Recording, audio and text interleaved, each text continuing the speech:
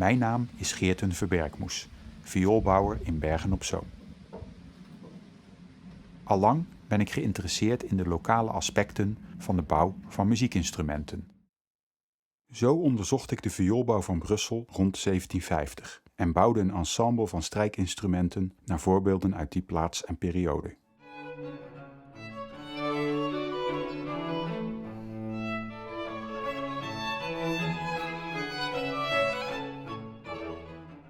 Deze violen en cello werden gebruikt voor een albumopname met Brusselse barokmuziek, die positief werd ontvangen door de internationale muziekpers. Voor mijn huidige project Bosviool blijf ik in het heden en bovendien dichter bij huis, namelijk in mijn woonplaats Bergen op Zoom, in het zuidwesten van Nederland. Zou het mogelijk zijn een viool te bouwen met materialen uit de directe omgeving? Zo'n instrument gaat een ode zijn aan de plek waar ik met veel plezier woon en werk. De zoektocht naar sommige grondstoffen, zoals de kleurstof meekrap, is ook een reis in het rijke verleden van de stad. Het gebruik van lokale houtsoorten, kleurstoffen en andere materialen heeft natuurlijk ook een belangrijk duurzaamheidsaspect. In de huidige, zeer traditionele vioolbouwwereld moeten de grondstoffen per definitie van over de hele wereld komen. Esdoorn en vurenhout komen uit Oost- en Zuid-Europa. Ebbenhout en palissander leggen een langere weg af, vanuit Azië, Zuid-Amerika en Afrika. Bovendien raken deze laatstgenoemde soorten daar steeds verder bedreigd. Dit tropische hout zal in de nabije toekomst waarschijnlijk in toenemende mate beschermd gaan worden en daardoor nauwelijks meer beschikbaar zijn. We moeten wel op zoek naar alternatieven. Het is ook een project waarin ik mijn ervaringen met muziek, kunsthistorie, houtbewerking en chemie kan combineren. Ten slotte wil ik met dit project mijn persoonlijke relatie onderzoeken met de stad en streek waar ik ben geboren en waar ik nog steeds woon en werk. Waarom ben ik hier nog, terwijl veel van mijn vrienden en bekenden verhuisden naar de grote steden? Redenen volop dus om een viool te maken met duurzame materialen van dicht bij huis, al was het maar als statement. Maar zijn deze grondstoffen eigenlijk wel goed bewerkbaar? En ook niet onbelangrijk, hoe gaat zo'n instrument klinken? Dat gaat u in deze film zien en horen.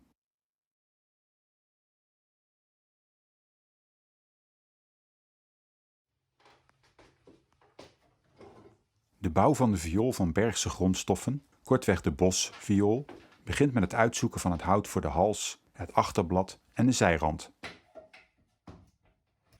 Voor deze onderdelen wordt esdoornhout gebruikt dat ik al in 2003 kreeg van de boswachter Klaas Koopmans. De boom die dit hout voortbracht groeide op het landgoed Vrederust en werd omgezaagd in het kader van bosbeheer.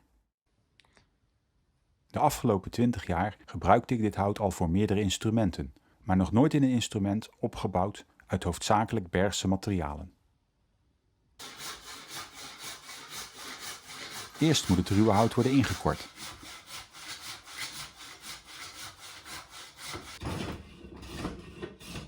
Om vervolgens tot rechthoekige blokken en planken te worden geschaafd.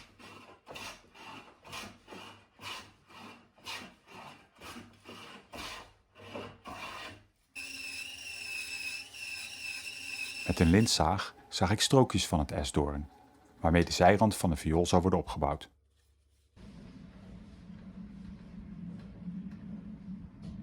Deze strookjes worden met een schaaf op de uiteindelijke dikte van iets meer dan 1 mm gebracht.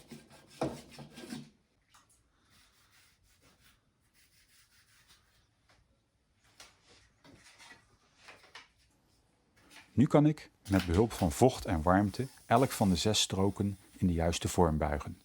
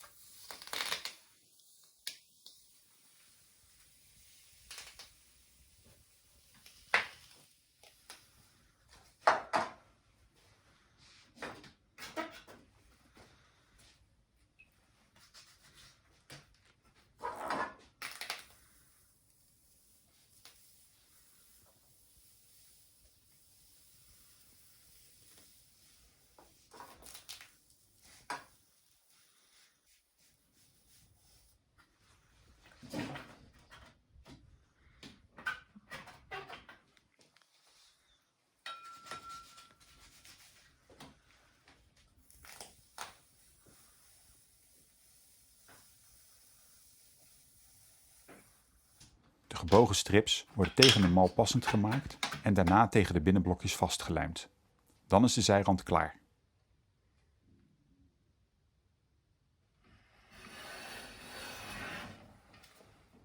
Voor het achterblad maak ik 2 planken nauwkeurig passend tegen elkaar, om deze delen vervolgens tegen elkaar te lijmen.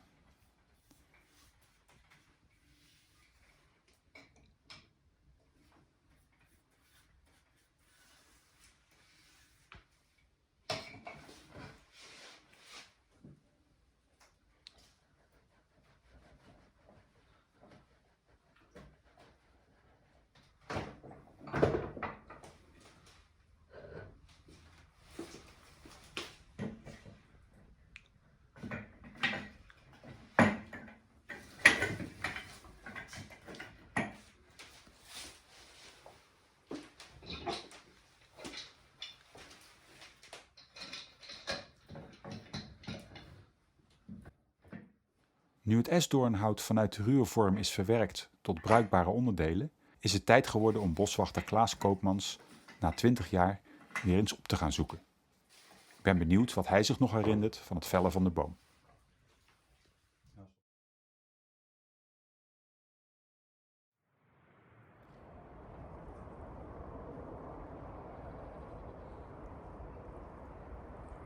Ik ben hier op landgoed Vrederust en ik heb straks een afspraak met voormalig boswachter Klaas Koopmans. Hij zaagde zo'n 20 jaar geleden de boom om waarvan ik nu de bosviool aan het bouwen ben. Samen met Klaas ga ik straks op zoek naar de plek waar deze boom gestaan heeft. Goeiedag. Hallo, goedemorgen. Leuk. Geerten, Ja, aangenaam. we zijn niet ouder geworden. Ja. Goeiedag. Rutger. Hoi. Hallo. Hoi. Goeiedag. Hallo. Klaas. Wat weet jij nog van het omzagen van de boom en het afkorten van het stammetje? Ja. Nou, het heeft wel indruk gemaakt. Oh ja. Ja, we zijn nu bijna 20 jaar verder. En Ja, zeker. ik weet dat we hier bezig zijn geweest. Dat je de vraag hebt gesteld. En dat we hier afgesproken hebben. En ik vond het een hele speciale vraag. Kom je niet vaak tegen? Nee, en nou eigenlijk helemaal niet. Nee. In 41 jaar carrière ben jij de enige Oh ja. geweest die zo'n vraag heeft gesteld. Dus heel leuk. Bijzonder. Ja, een stuk positieve waardering van een mooi stuk hout. Zijn we hier ook op de plek waar de boom heeft gestaan, waar we het over hebben, denk jij? Of waar heeft hij ongeveer gestaan? Ja, de exacte locatie, ja, dat weet ik niet. Lang maar geleden? Het is lang geleden Ja. en ik weet dat we hier gewoon op deze kruispunt hebben afgesproken. Ja. En ja, ik ken het bos hier goed. We staan nu op landgoed Buitenlust. En deze hoek, daar heb je heel veel loofhout in staan. Oh ja. En onder andere vooral veel esdoorns. En dat is opvallend voor deze hoek. Ja, als boswachter, beheerder, ga je natuurlijk een beheer uitvoeren in het bos. En dan is het ook normaal dat je een bos gaat dunnen. Eén keer in de 10, 15 jaar. En dan loop je doorheen en dan ga je gewoon, het is een beetje raar om te zeggen, bijna alle bomen bekijken. Ja. En dan ga je kijken van, nou, er staat een esdoorn, maar er staat een hele mooie eik naast. Nou, dan ga ik die eik bevoordelen. En dan gaat die esdoorn eruit. En ik denk die boom, die dan gebruikt is, dat het gewoon een dunningsboom is die er voor het beheer dus uit moest. Die heeft gewoon pech gehad op dat moment. Ja, nou, pech. Hij heeft een mooi nieuw leven, krijgt hij dus. Een mooie bestemming gekregen. Ja. En als je naar die grote boom hierachter kijkt, met die schubachtige bast, dat is dus een esdoorn. Oh ja. En dat is toch al een best wel oude soort. Hier toch in de buurt gelegen zijn. Hier staat ook een esdoorn. Ja, hè? dit is dus ook een esdoorn. Het Ja. is best goed mogelijk van dat hij er vlakbij heeft gestaan. En dan gaan ze elkaar, als je voor je dunning gaat kijken welke boom is best voor de toekomst. Ja. En het kan best zijn dat deze, die heeft best wel een mooie vorm. Ja. En dat hiernaast een esdoorn heeft gestaan. We kunnen even kijken of er nog Ja. iets te vinden is. Nou, ik denk niet dat de stoppen nog zou staan. Want 20 jaar tijd en dan met vocht kan hij gewoon weggerot zijn. Ja. Dus de kans dat, dat we iets terugvinden is klein. Nee, lijkt me lastig geworden. Maar Ja. ik kan me ook herinneren dat het hier was, Ja. dat hij hier lag, die boom. Ja, Ja. in deze hoek. Ja. En Klaas, wat vind je van het idee om lokaal hout te gebruiken voor zoiets als een viool of eventueel andere producten? Nou, ik sta er helemaal open voor. Ja, dat heb je ook gemerkt. Als ik het verkoop, dan wordt kachelhout. Ja. Of voor de hout dan papier en vezelhout. Je hebt En dan liever dat een meubelmaker of een instrumentbouwer... zoals jij dus, of een meubel maken, dat het een mooie vorm krijgt. Ja. Ja, dat het echt een gebruiksvoorwerp wordt. Ja, dat waardeer ik alleen maar. Dus alleen maar positief. Ja, en ik heb het heel erg gewaardeerd dat je 20 jaar geleden dat hout aan mij hebt gegeven. Ja, leuk. Ja, bedankt. Leuk. Ja, graag gedaan. Ja.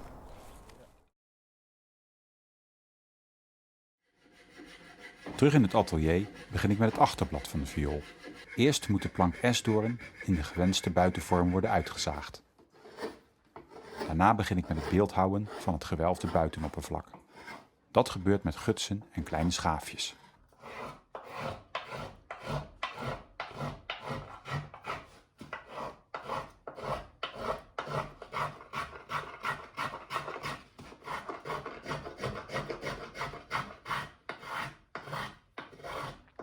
Langs de buitenranden van het blad komt een driedelig inlegbiesje, aangebracht in een smalle groef.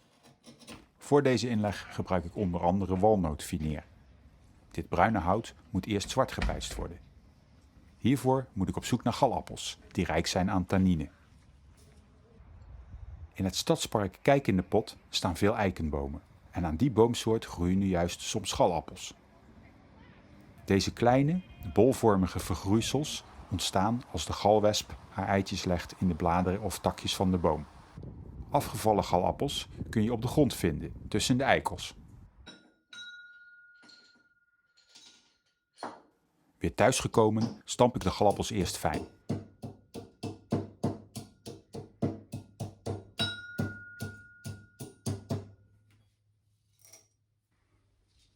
Dan kan het walnootfineer worden ondergedompeld in een warm bad van galappel en een ijzerzout.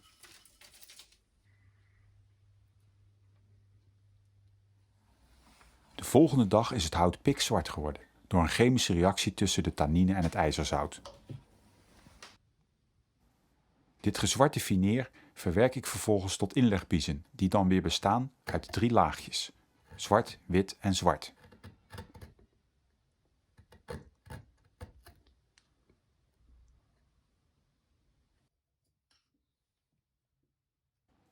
Na het passend maken van de biezen kunnen ze worden ingelijmd in het groefje in het achterblad.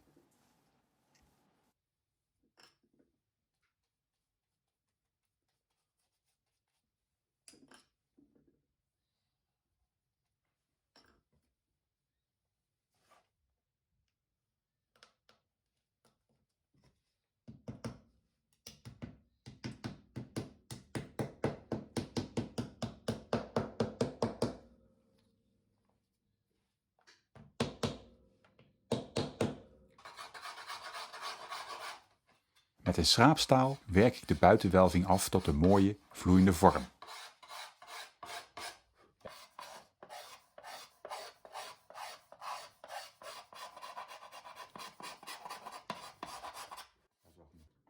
Nu kan worden begonnen met het uithollen.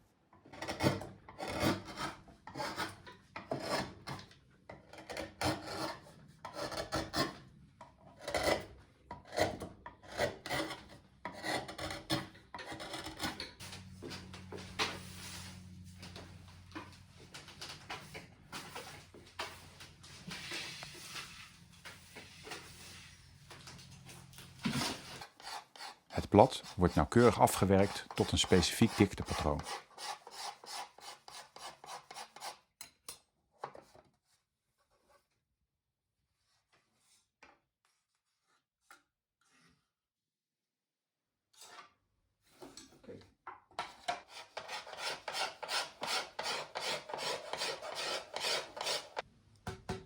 Door het blad op verschillende plaatsen te bekloppen, luister ik naar de resonanties. Die vertellen me of het blad al het juiste dikteprofiel heeft bereikt.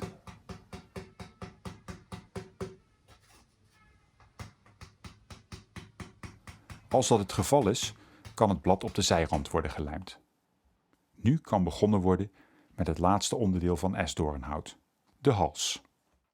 Ik heb besloten om de viool een karakteristiek kopje te geven in plaats van de gebruikelijke krul. Er zijn verschillende iconische figuren om uit te kiezen. de zeeridder, Wana, Jan van Glimes of de wildeman.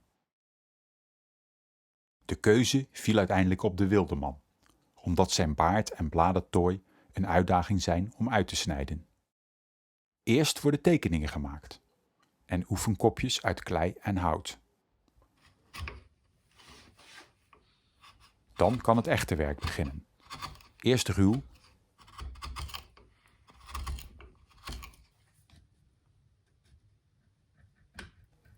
en dan fijn.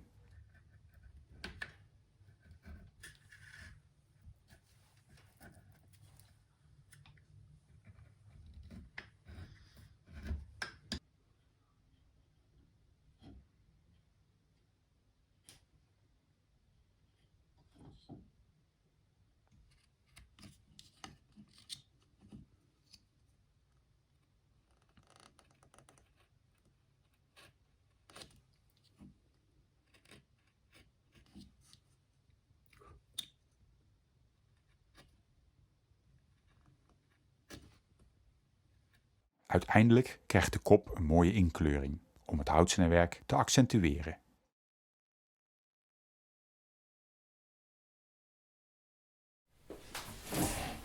Het bovenblad van een viool wordt altijd gemaakt van vurenhout en ik wist dit stuk vuren machtig uit de regio Bergen op Zoom. Ja, helaas is het alleen veel te zwaar om een goede viool van te bouwen en omdat het zo zwaar is, dat zou niet gunstig zijn voor de klank van het instrument. Dus vandaar dat ik toch besloten heb om dit stuk vuren te gebruiken. En dit heb ik gekocht ooit in Italië en het hout is afkomstig uit de Alpen. Door dit stuk vuren te gebruiken wijk ik bewust af van het idee van lokaal hout. Ik zal in de toekomst wel proberen om nog vurenhout uit de regio Bergen op Zoom te zoeken, wat wel lichter is en bruikbaar. Maar voor dit moment gebruik ik dus dit stuk. Het bovenblad wordt op dezelfde manier gemaakt als het onderblad, behalve dat het materiaal dus anders is, namelijk vurenhout in plaats van esdoorn. Verder worden in het bovenblad klankgaten gesneden en is er aan de binnenkant een basbalk aangebracht. Nadat het bovenblad op zijn plaats is gelijmd, begin ik met de laatste afwerking van de klankkast.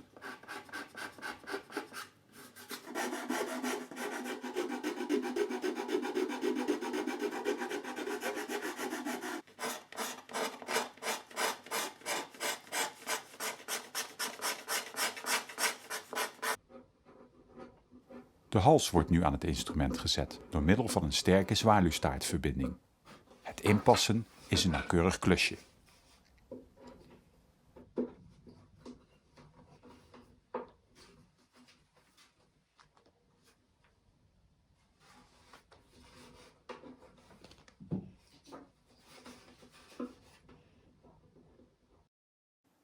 Als alles goed past, lijm ik de hals vast. De hals krijgt een afgerond profiel, zodat de muzikant het instrument comfortabel kan bespelen.